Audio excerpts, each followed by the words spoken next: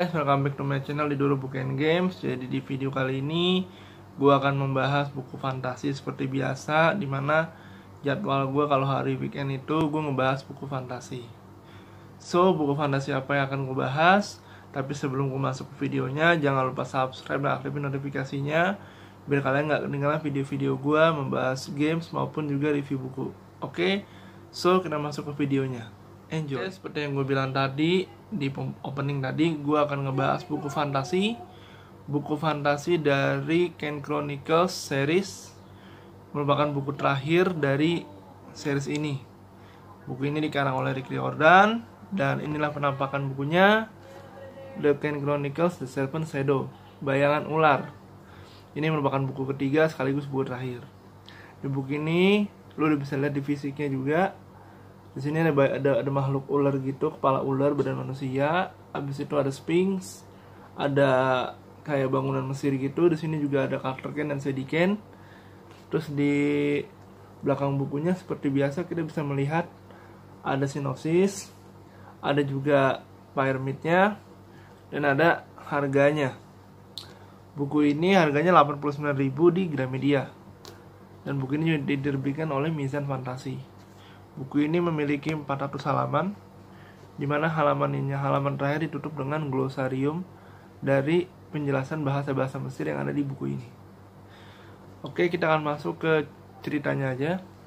Jadi ceritanya kali ini adalah di buku pertama kita udah tahu kalau Ken bersaudara menghadapi dewa kejahatan bernama Dewa Set. Kemudian di buku kedua Ken bersaudara berusaha untuk mencari dewa matahari Ra. Dan di buku ketiga ini adalah akhir perjalanan dari si kakak beradik Ken ini, dimana mereka ini tugasnya untuk mengalahkan ular besar yang bernama Apopis. Di sini juga di buku sebelumnya Carter Ken berusaha mencari kekasihnya yang hilang yang bernama Zia Rashid, dan akhirnya mereka bertemu di akhir buku yang kedua.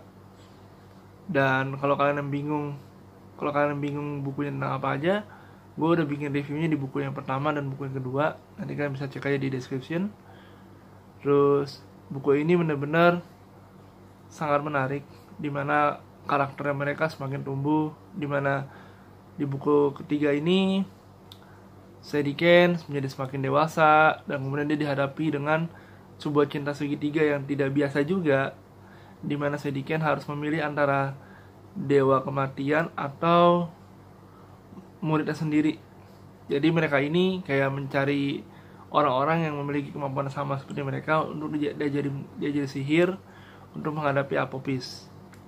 Sementara Carter Ken dia dilanda kebingungan, di mana pacarnya itu Zia Rashid dirasuki oleh dewa matahari Sira.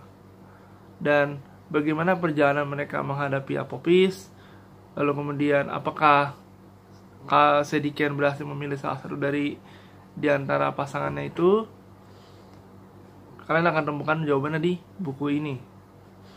Terus seperti biasa, buku ini memiliki jokes yang sangat menarik, dimana Sadie terus memberi sarkas ke Carter Ken, dan di sini juga Carter Ken juga melakukan hal yang sama. Dan buku ini dibacanya dari sudut pandang orang pertama, yaitu dari sudut pandang Carter Ken dan juga Sadie Ken. Jadi bagi kalian yang tertarik untuk membaca bukunya, silakan cari di e-commerce terdekat. Oke, segitu aja dulu review gue dari buku Ken Chronicles The Serpent Shadow. Sampai ketemu lagi di video gue berikutnya. Bye bye.